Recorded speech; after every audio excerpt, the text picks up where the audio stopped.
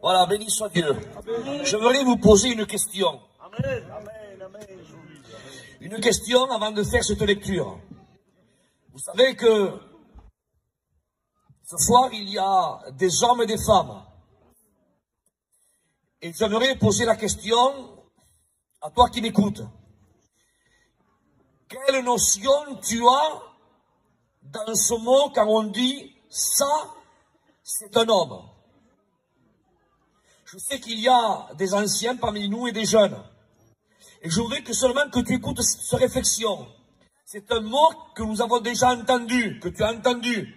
Ça là, ça c'est un homme. Quelle notion tu as quand tu entends ce mot, ça c'est un homme? Alors, certains diront que pour eux, être un homme, c'est quelqu'un, et excusez-moi pour les anciens, c'est quelqu'un qui sait se battre. On dit ça, c'est un homme.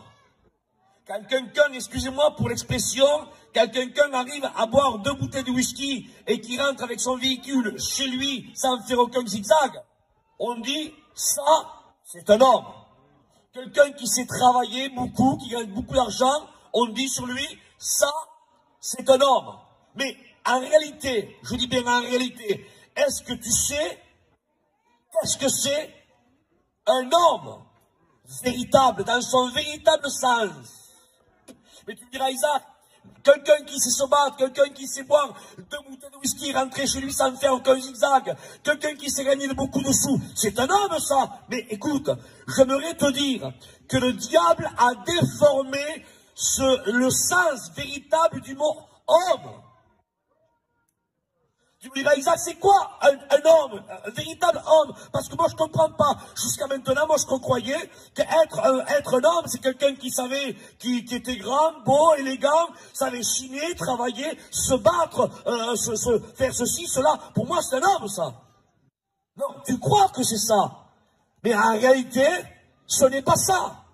Et tu me diras, c'est quoi, Isaac, être un homme? Eh bien, c'est pas moi qui va te donner la réponse, c'est la parole de Dieu. Il est écrit dans le livre de la Genèse, il dit que Dieu créa l'homme à son image. C'est ça, être un homme. Et j'aimerais vous dire ce soir que pour suivre le Seigneur, il faut être un homme. Amen. Et tu me diras, c'est quoi être un homme? Le mot homme apparaît dans la parole de Dieu. Je me répète, et Dieu créa l'homme à son image. Ça veut dire quoi? Ça veut dire que être un homme véritable ou une femme véritable, ce n'est pas celui qui boit, ce n'est pas celui qui sait se battre, ce n'est pas celui qui se drogue, ce n'est pas celui qui est beau, grand, élégant, celui qui sait gagner beaucoup d'argent. Non, le vrai sens du mot homme, c'est celui qui s'abstient des péchés et c'est celui qui est créé à l'image de Dieu, qui reflète l'identité de Dieu. Amen. Amen. Dieu créa l'homme à son image. L'homme a péché. Et comme l'homme a désobéi à la parole de Dieu, alors il a perdu son identité qui reflétait la sainteté de Dieu. Et en péchant, il s'est désidentifié et il a revêtu une autre identité. Et quelle identité il a revêtu si ce n'est l'identité du péché qui apparaît en lui?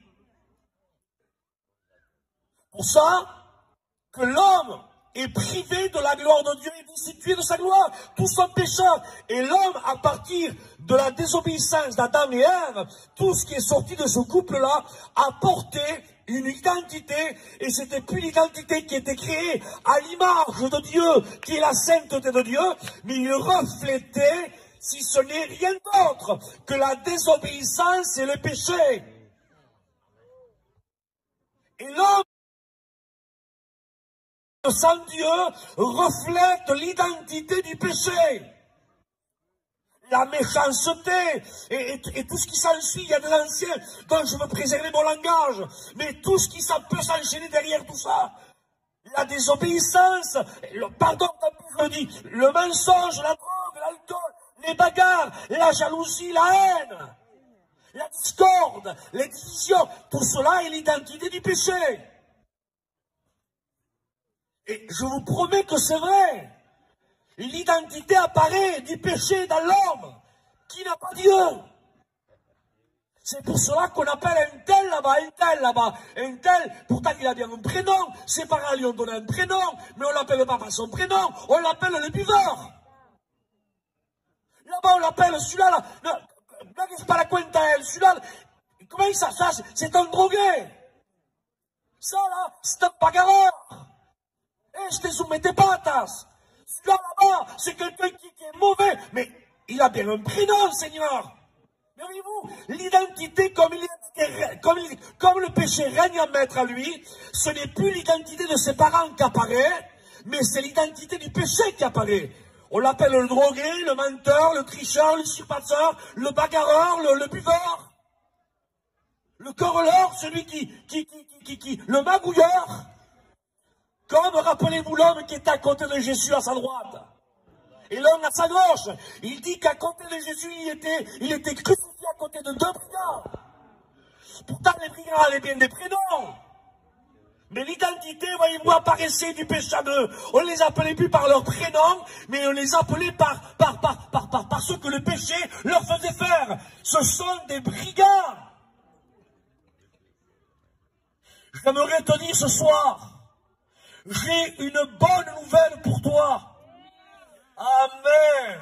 Et la bonne nouvelle, frères et sœurs, c'est que Christ est mort sur la croix pour te redonner l'identité qu'Adam a perdue. Il veut, amen, que tu portes l'identité de Dieu. Amen. Amen. Alléluia. Alors ce soir, que vas-tu faire? Vas-tu encore continuer dans ton chemin, ce qui est large et qui mène à la perdition? Croyant, vas-tu te laisser encore berner dans ton esprit en disant, oh, ce qu'ils disent, c'est des ragots, le Seigneur t'aidera à venir. En réalité, c'est pas ça, non, non. Un homme, c'est quelqu'un qui boit, c'est quelqu'un qui fait ceci, c'est quelqu'un qui fait cela. Tu crois, toi? Tu crois? Mais si tu interrogerais les gens qui te connaissent, et s'ils te dévoileraient réellement l'identité que tu portes, je te promets que c'est vrai. Tu dirais, mais ça n'a rien à voir avec ce que je crois que je suis. Rien à voir. Tu te crois fort, tu te crois une telle, parce que tu fais ceci, cela, et tu te crois un homme ou une femme. Mais en réalité, si tu interrogerais ton entourage, tu verrais que ce qu'ils disent de toi n'a rien à voir avec ce que toi tu crois, de ce que toi tu es. Parce que le péché règne en maître en toi. Et ce n'est pas toi qui conduis ta vie, c'est le péché qui gouverne ta vie. Est-ce que tu comprends ça? Et tu es dans ce chemin large qui mène à la mort. Mais ce soir, amen, je ne serai pas long, quelques mots encore et je prierai Dieu. Écoute, ce soir, amen, une corde t'est jetée, une bouée de sauvetage t'est jetée, un parachute, amen, t'est lancé. Attrape-le, il s'appelle la grâce. Amen. Amen, il s'appelle Jésus. Amen. Alléluia. Il veut te donner, amen, l'identité, la véritable identité que tu dois porter. Et Dieu créa l'homme à son image. Amen. Amen. Dieu veut que tu portes l'identité de ton Créateur. Rien d'autre. Amen.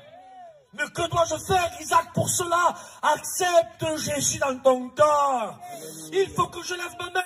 Fais-le ce que tu veux, mais repens-toi au pied de Jésus. Amen. Demande pardon à Christ. Pleure sur ton péché. Dis-lui, Seigneur, j'ai besoin de toi. Pardonne, Seigneur, et que ton sang me purifie. Amen. Et le sang de Jésus-Christ, son Fils, te purifiera de tout péché. Amen. Et tu passeras de la mort à la vie, des ténèbres à son admirable lumière. Mais que dois-je faire pour ça, Isaac? Repens-toi. Amen.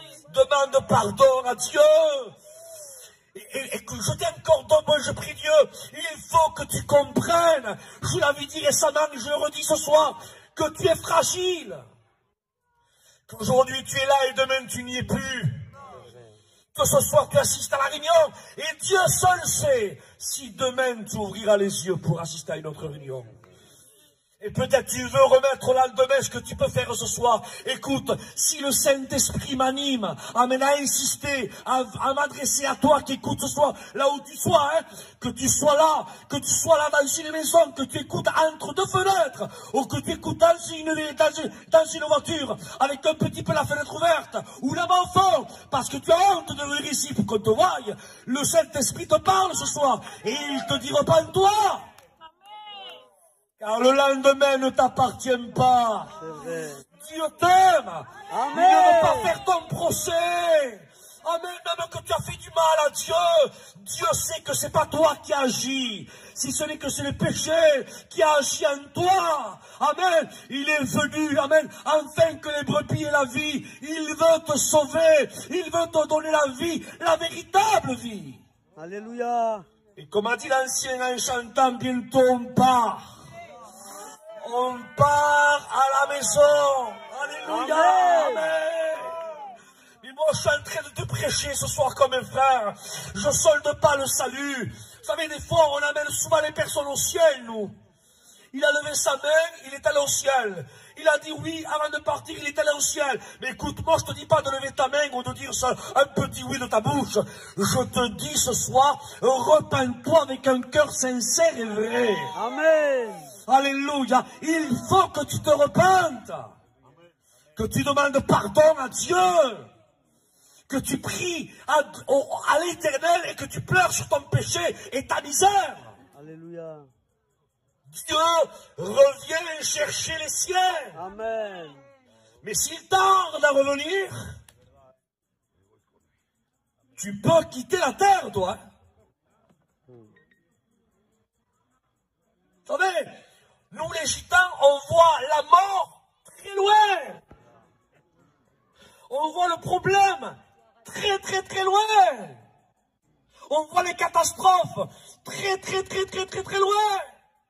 On voit les accidents très très très très très très très loin. C'est jamais autour de nous. Mais j'aimerais te dire ce soir, je ne voudrais toucher aucune corde sensible. Mais je t'annonce une vérité, la vérité de la parole. C'est que ta vie est faible. La Bible ne te compare même pas à un arbre. Hein? La Bible te compare à une simple fleur. Une fleur, elle apparaît aujourd'hui. Tu passes une demi-heure après, elle est toute flétrie. Une demi-heure après, hein. Il dit que la vie de l'homme est semblable, écoutez, à la largeur de la mer, à une vapeur qui apparaît et disparaît. Elle est plus rapide que la navette du tisserand. Et l'homme de Dieu disait, qu'est-ce que c'est l'homme pour que tu te souviennes de lui? Je suis faible. La vie de l'homme est comme un souffle. C'est fini. Et tout ce que toi tu crois acquérir, posséder, ou tu crois parce que tu es jeune, rempli de vigueur, en pleine santé, tu te vois là vivre de nombreux jours, malheureux que tu es, dit la Bible, malheureux. Ne sais-tu pas que ton âme peut être redemandée aujourd'hui, ce soir? Qu'est-ce qu'un cœur? Écoutez ce que je dis, ta vie, elle tient parce qu'il y a un muscle à l'intérieur de toi qui palpite. Écoutez, un muscle qui fait ceci. Vous voyez, il se contracte, il fait entre 60 et voire 80 fois par minute. Un muscle, fais ceci avec ta main, toi. Tu prends ta main et tu fais 50 fois comme ça. Je te promets devant Dieu, quand tu arriveras à 80, tu commenceras à avoir des crampes. Et bien ton cœur à toi, écoute bien, hein, chaque minute, il se contracte comme ça, et il se contracte entre 60 pour les cœurs les plus sportifs, et celui qui sont un peu plus fatigués, entre 65 et 80 fois par minute. Alors ton cœur, 1 minute, 70 fois, 2 minutes, 140 fois, 10 minutes, 700 fois, 1 heure, imaginez, 7000 fois. Et depuis que tu es dans le monde, tu as peut-être 20 ans, 30 ans, 40 ans, 50 ans, 70 ans, combien de fois ton cœur a palpité? Ne serait-ce qu'il y ait une petite crampe comme ça, là. Cac, cac, cac. C'est fini. Fini. Tu te réveilles. Parce que l'au-delà existe. Hein. Parce que les hommes puissants de cette terre-là, ils ont acquis des biens, des renoms, des renommées, des postes haut gradés. Mais quand la mort est venue les chercher, ils tremblaient comme des feuilles. On a posé la question un jour à Mitterrand. Et on lui a dit, monsieur l'ex-président, il dit, avez-vous peur de la mort? Il dit, non, j'ai pas peur de la mort. Il dit, j'ai peur de ce que je vais trouver après la mort. Est-ce que vous comprenez ça? Parce que la Bible dit que Dieu a mis dans le cœur de l'homme la pensée de l'éternité. Aujourd'hui, tu es avec les tiens, tes parents, tes enfants, tes cousins, une famille nombreuse, tout va bien. Mais quand le cœur cesse de battre, tu ouvres les yeux, tu regardes à ta gauche, plus d'épouse. À ta droite, plus d'enfants. En face de toi, plus de parents. Derrière toi, plus de cousins, ni amis, ni que ce soit. Tu te réveilles tout seul. Fini. Et maintenant commence la véritable vie pour l'éternité. L'éternité. 1000 ans, 2000 ans, 3000 ans, 4000 ans, 5000 ans, 10 000 ans, 20 000 ans, 50 millions, des millions d'années, des millions d'années, des millions d'années. Jamais de fin, plus de fin, tout seul. Dans la damnation éternelle, là, dans un endroit que Dieu a préparé, et spécifiquement pour le diable et ses démons. Écoutez, c'est un endroit qui est tellement terrible que même les démons ont peur d'y aller. Et toi, tu veux y aller dedans? Non, je ne veux pas y aller. Oui, mais écoute-moi, peut-être que tu dis en dehors de voir que tu ne veux pas y aller, mais si tu n'acceptes pas le salut, je te promets devant Dieu que tu iras. Si tu n'acceptes pas Dieu, tu iras dans le feu éternel. Et il faut que tu comprennes ce soir. Tu crois que ce qu'on fait là, c'est un conte? Vous croyez que c'est Euro Disney ce soir?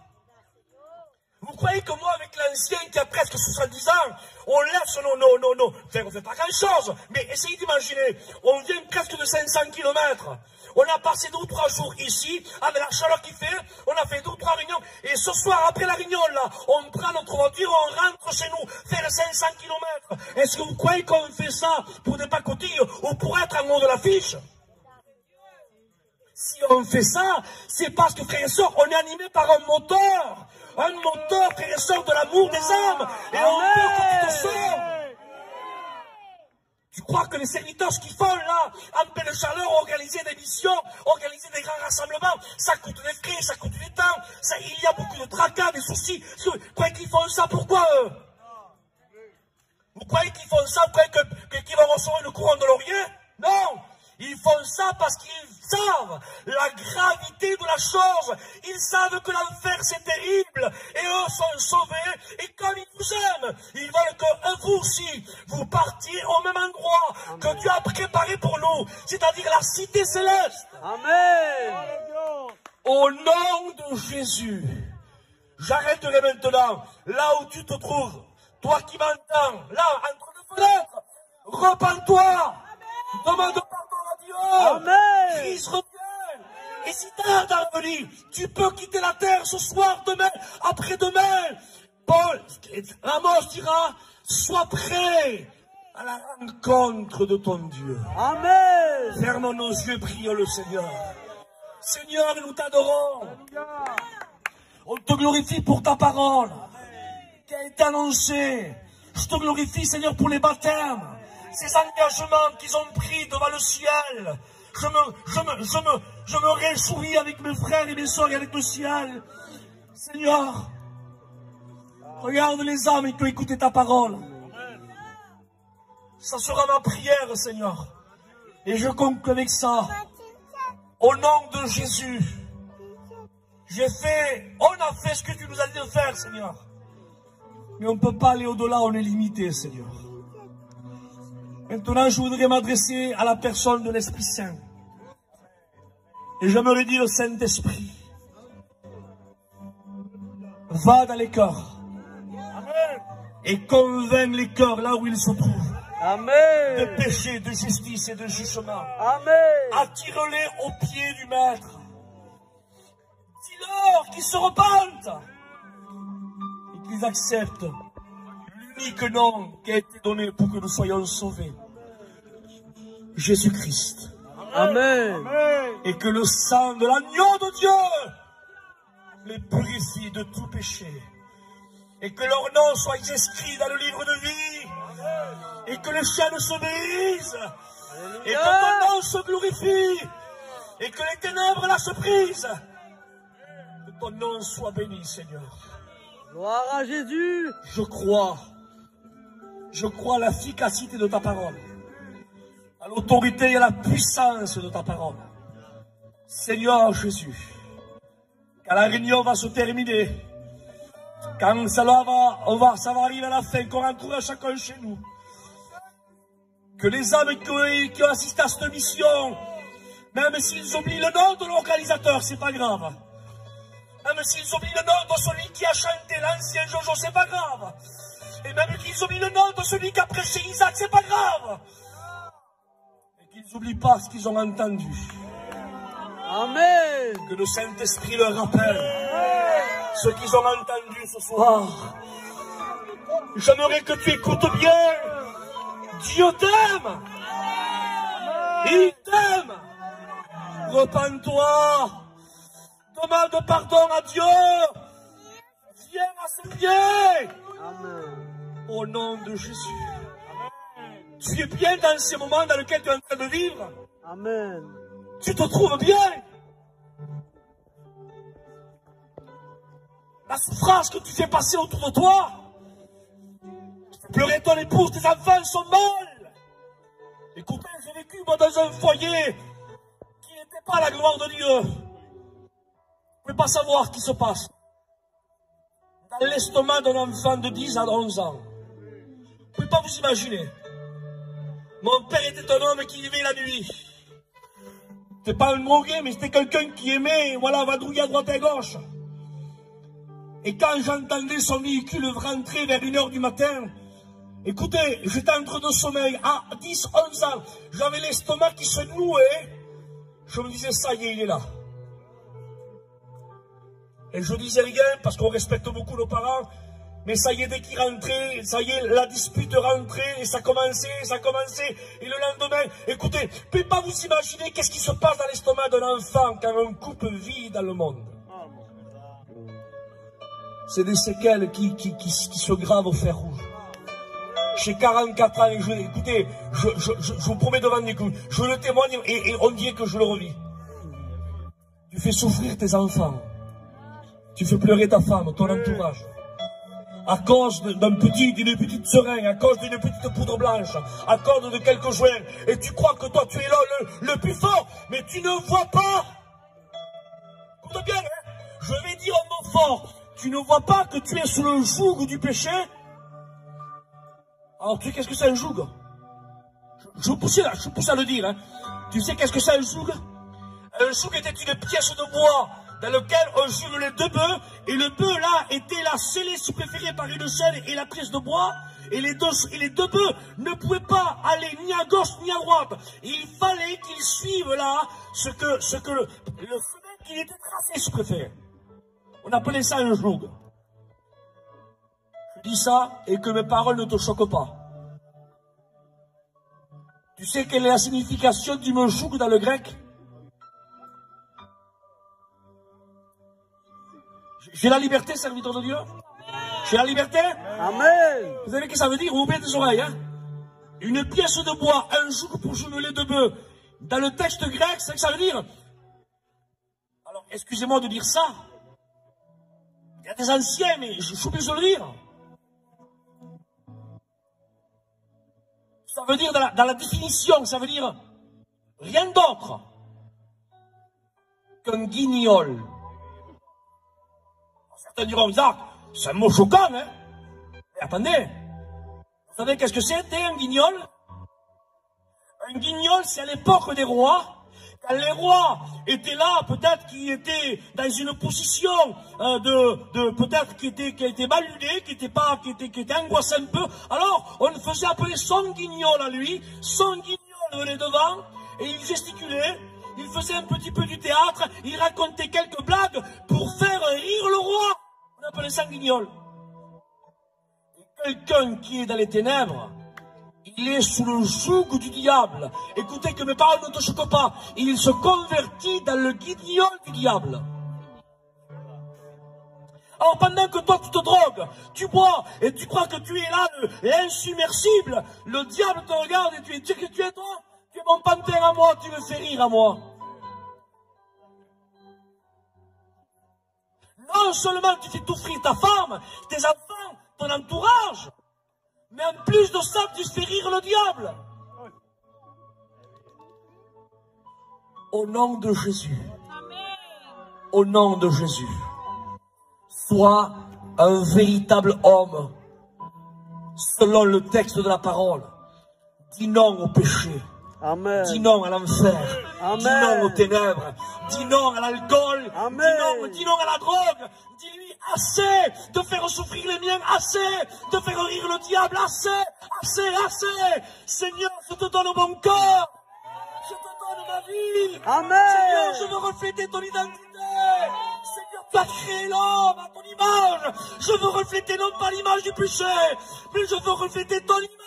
Amen. Je ne veux plus faire rire les ténèbres. Sois un homme ce soir. Repens-toi. Gloire à Dieu. Que Dieu te bénisse. Amen. Que Dieu te bénisse.